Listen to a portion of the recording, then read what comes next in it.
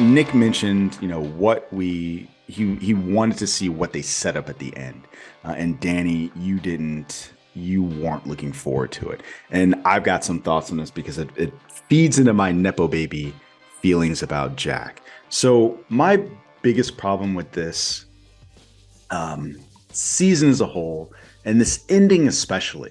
So I'm going to try and set this up as quickly as possible because it doesn't make any sense. I don't know if I said the story was good. Maybe I spoke well of it as compared to the first two seasons, but there were things that happened in this episode that just didn't make any sense.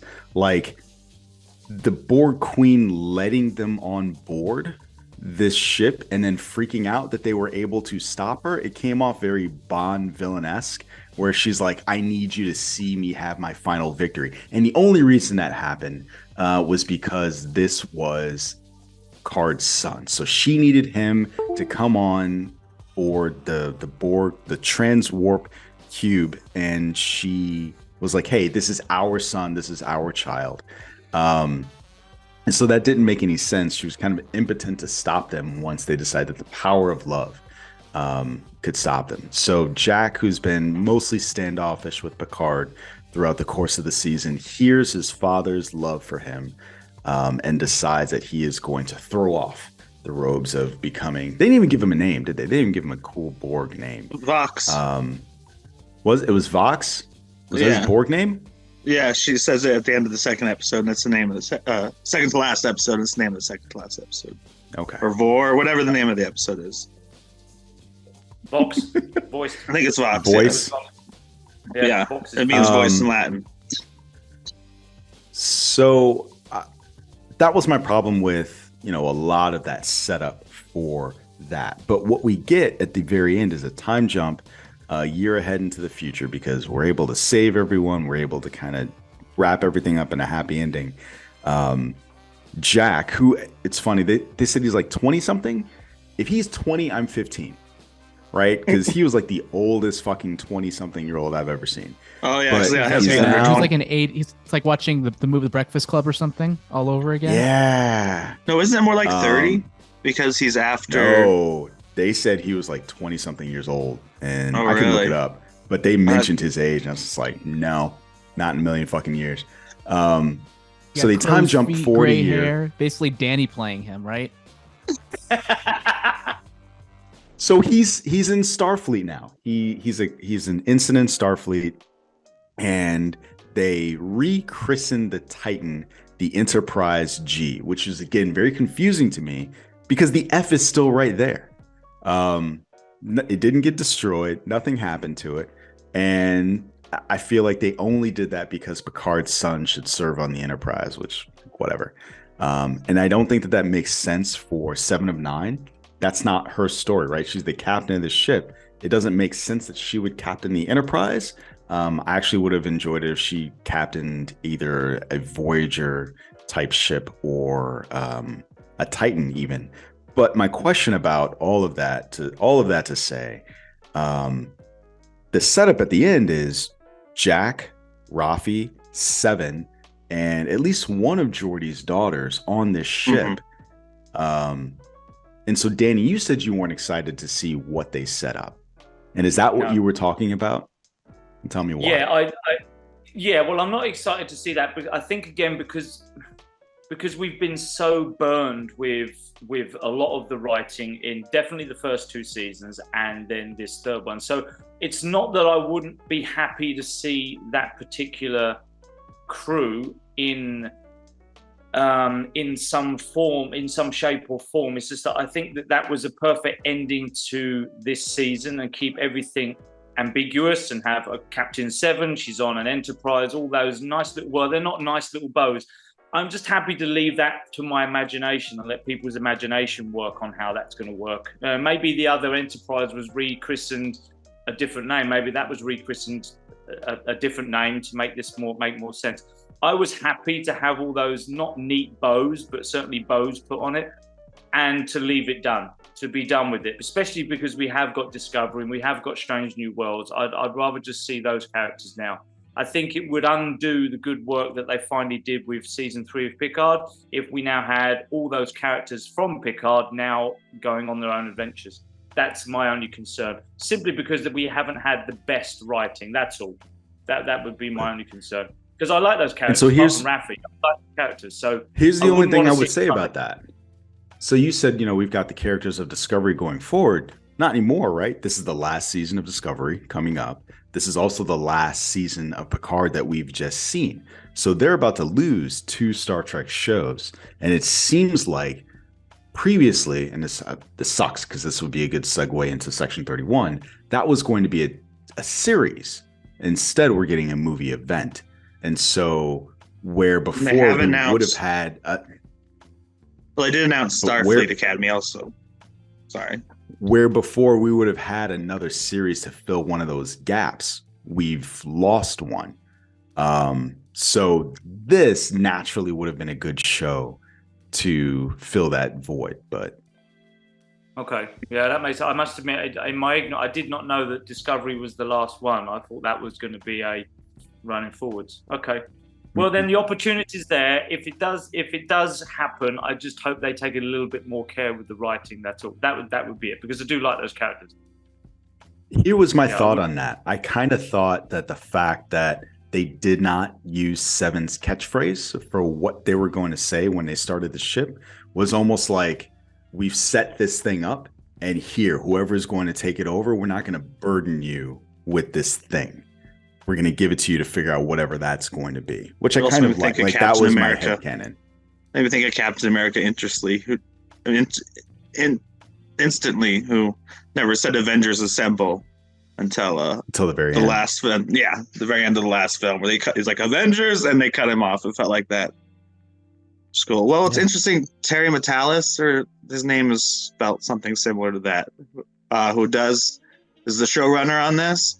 He's been campaigning long before this episode for a show called Star Trek Legacy, to a point where the actors have brought it up.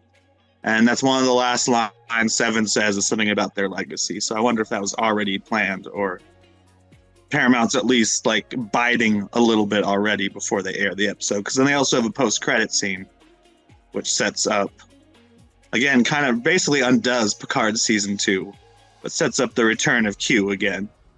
There was only one good thing about that entire season, and it was John Delancey saying, "You matter," right? Yeah. Right before he died, and all of this stuff. Like, I love that. And it's like, no, fuck that too.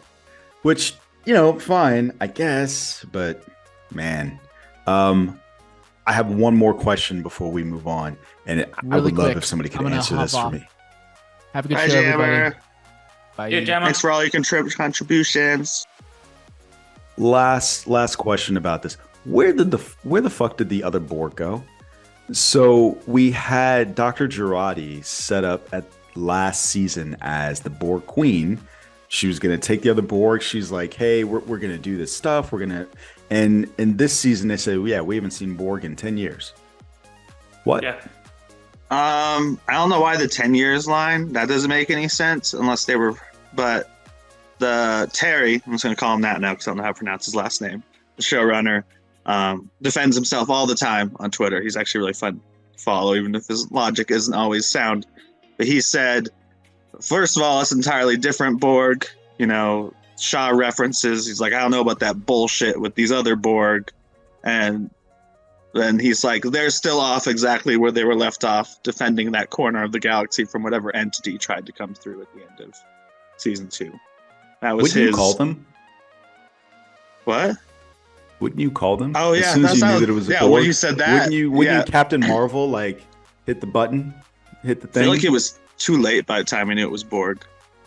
But they have transwarp tunnels that they could come through space with incredibly fast, instantly almost. Yeah, that's a lot of it is literally uncanon. It's very much Rise of Skywalker, only it's better than the previous ones.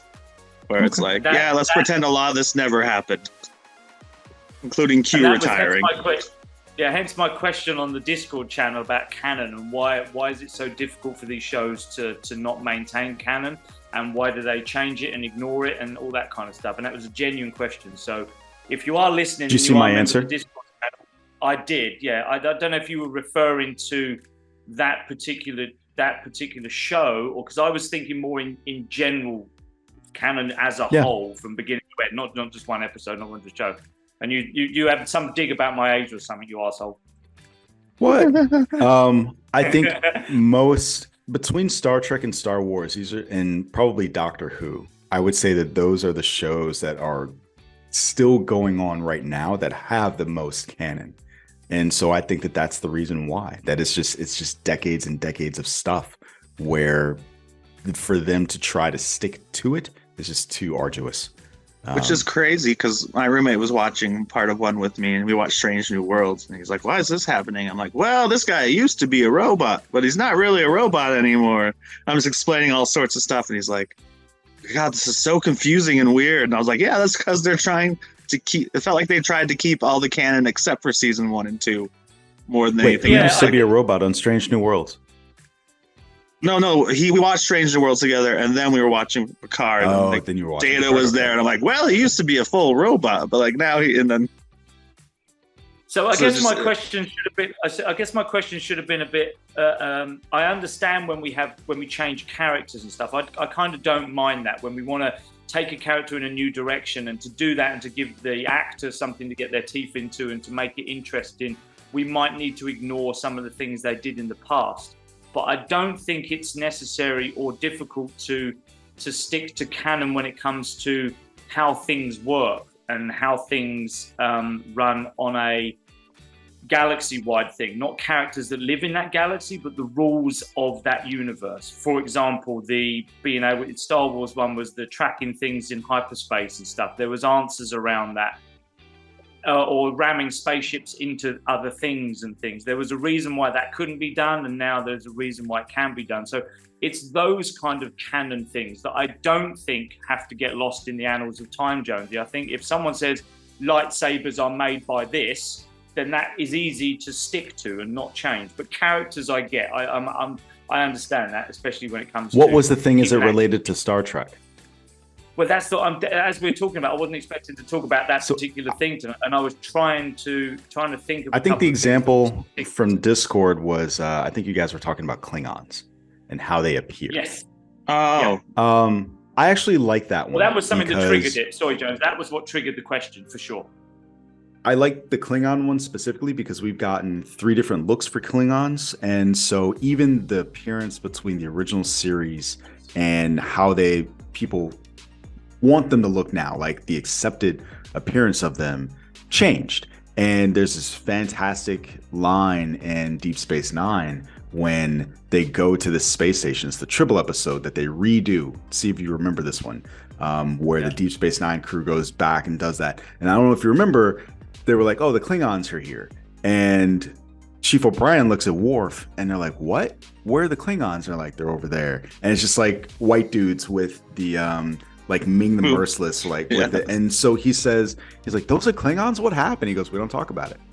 And that's it. That is the only explanation you get for why it looks like that then and to Worf now. And so I think it's a hilarious moment that stuck with me decades later. Yeah, I'm I remember okay. the episode for sure. Yeah. Depending on what production designer you have and who the writer is, just pick your version of the Klingons you like. I'm okay with Again, that. but what if they changed how Klingons behaved, and what if they changed their whole hierarchy system and all that kind of stuff? That wouldn't be acceptable, right? That's what I'm talking about. I'm okay with makeup changes. I get that shit changes with technology, but if you now came in and they weren't, let's say, a warrior race, they were a completely other kind of race, that would be a complete change in canon, right? You wouldn't say, oh, it depends on how they did it. About that 'cause it's 30 years old. Yeah, I don't think they would change it that much, but it would depend on what they did, right? So like you have something similar to that with the Romulans and the Klingons. I'm sorry, the Romulans and the Vulcans. And so I think you could just as easily say like, well, these are these Klingons over here versus these Klingons over here.